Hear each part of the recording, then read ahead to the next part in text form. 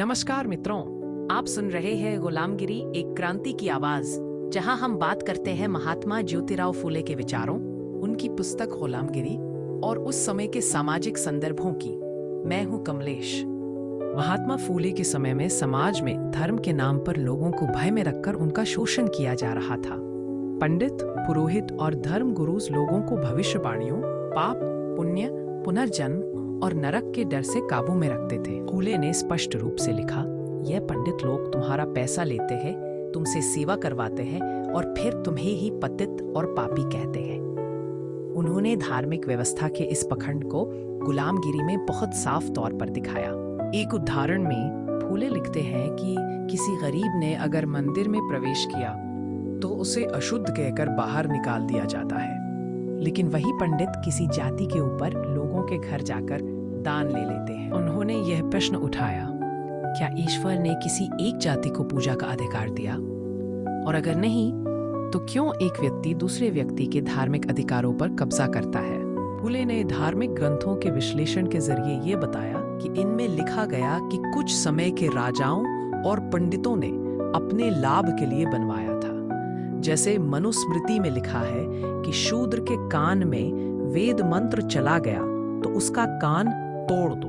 फूले कहते हैं, क्या यह धर्म है या एक अत्याचारी नियम जिससे कुछ लोग अपने आराम के लिए अन्यों को दबा रहे हैं? उन्होंने धर्म के नाम पर बनाई गई जाति व्यवस्था को एक झूठ और शोषणकारी योजना कहा। ये केवल लिखने की बात नहीं थी।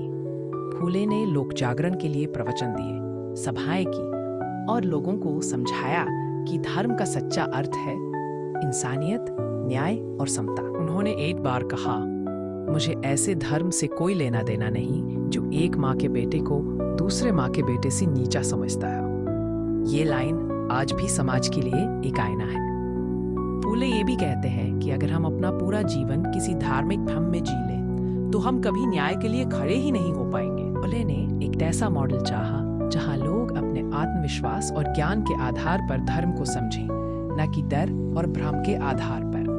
आज के समय में भी जब हम फेक बाबाज, धर्म के नाम पर राजनीति और जाति के नाम पर धर्म के व्याख्यान देखते हैं, तब फूले का दृष्टिकोण और भी प्रासंगिक बन जाता है। सवाल ये है, क्या हम भी आज किसी भ्रम में जी रहे हैं?